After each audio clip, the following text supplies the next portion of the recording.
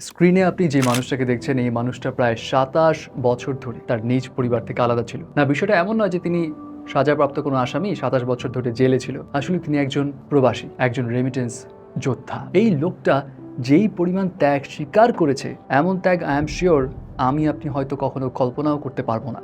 লোকটার নাম আবু বকর, বয়স ৭০ বছর।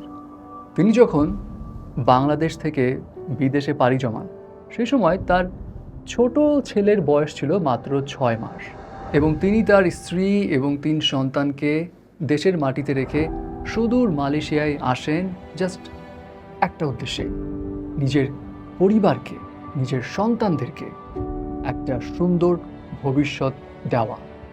কিন্তু সন্তানদের এই সুন্দর ভবিষ্যৎ দেওয়ার লক্ষ্যে তিনি নিজের সমস্ত ভবিষ্যতের সুখ বিসর্জন দিয়ে ফেলেন। এই যে তিনি বিদেশে পাড়ি জমালেন, এরপর তিনি আর একটা বারের জন্য বাংলাদেশে পা রাখেননি। দীর্ঘ ২৭ বছর তিনি বিদেশে মালয়েশিয়াতে অমানবিক পরিশ্রম করে গেছেন। তিনি জানিয়েছেন একটা দিনও নেই যে তিনি কাজে যাননি। তিনি তার এই কর্মজীবনে এক দিনেরও ছুটি নেননি। তিনি বলেন তার মালয়েশিয়ায় এসে লক্ষ্য ছিল একটাই, যেভাবেই হোক কাজ করে যেতে হবে।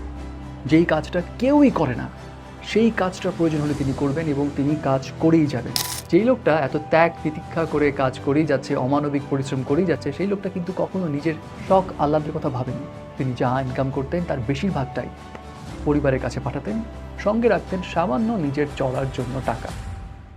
তার এই ২৭ বছরে বিদেশে রুটিন ছিল একটাই, সকালে ঘুম থেকে উঠে কাজে যাওয়া, খাবার খাওয়া, বাসায় এসে গোসল করা, পরিবারের সঙ্গে কথা বলা, আবার ঘুম থেকে উঠে কাজে যাওয়া। এবং আবু বকর মালয়েশিয়ায় কী কাজ করতেন? তিনি ছিলেন একজন পরিচ্ছন্ন কর্মী। এবং এই লোকটা যে ২৭ বছর ধরে কাজ করে গেছে, এটা কি আসলেই সার্থকতা এনেছে তার পরিবারের উপর? একদিক দিয়ে বলতে গেলে হ্যাঁ, হার্ড ওয়ার্ক পেইস অফ, এটা আসলেই সত্য কথা। আবু বকর যেই উদ্দেশ্যে গিয়েছিলেন বিদেশে নিজের সন্তানদের একটা সিকিউরড ফিউচার নিশ্চিত করতে, তার সেই উদ্দেশ্য সফল।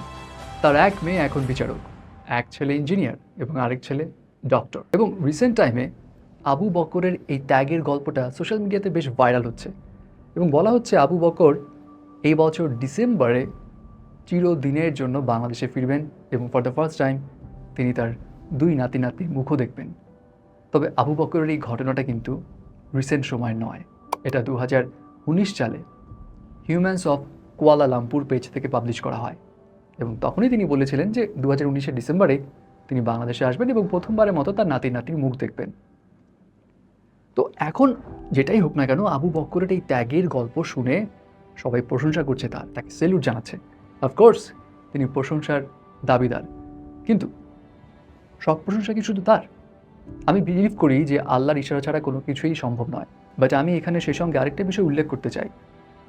আবু বকর এখন সবার কাছ থেকে যে পরিমাণ প্রশংসা পাচ্ছে, সেটার হকদার কেবল তিনি নন, তার স্ত্রীও বটে। কারণ আমরা সবাই জানি এমন ঘটনা হয়তো অনেক প্রবাসের জীবনেই আছে। প্রত্যেক প্রবাসী জীবনে কোনো না কোনো ত্যাগ তিতিক্ষা স্বীকার করেই আসছেন, কিন্তু আমরা সেই সঙ্গে এমন ঘটনাও শুনি একজন প্রবাসী যে কিনা কঠোর হাড়ভাঙা পরিশ্রম করে টাকা কামাই করছে, তার স্ত্রীর কাছে পাঠাচ্ছে, সেই স্ত্রী সমস্ত টাকা পয়সা সম্পত্তি নিজে আত্মসাৎ করে অন্য প্রেমিকের সঙ্গে ভেগে গেছে। আবু বকরের স্ত্রী কিন্তু সেটা করেননি।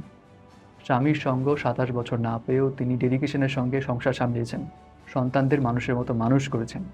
সো যদি আবু বকর সম্মান বা প্রশংসা পায়, তাহলে তার স্ত্রীও সেই প্রশংসার হকদার, আমি সেটা মনে করি। আবু বকর এখন কেমন আছে? সে কি আসলেই তার প্রাপ্য সম্মানটুকু তার সন্তানদের কাছ থেকে পাচ্ছে? কারণ দুর্ভাগ্যজনক হলেও সত্যি আমরা আমাদের দেশে এমন সিনারিও দেখি, সন্তানেরা মানুষের মতো মানুষ হয়ে গেলে বাবা মায়ের মিনিমাম যত্নটুকুও করে না। সো আবু বকর কি সত্যি ২০১৯ ডিসেম্বরে দেশে ফিরেছিল? দেশে ফেরার পর কি তিনি এখন সুখে শান্তিতে পরিবার নিয়ে বাস করতে পারছেন? এটাও আমার জানার ইচ্ছা।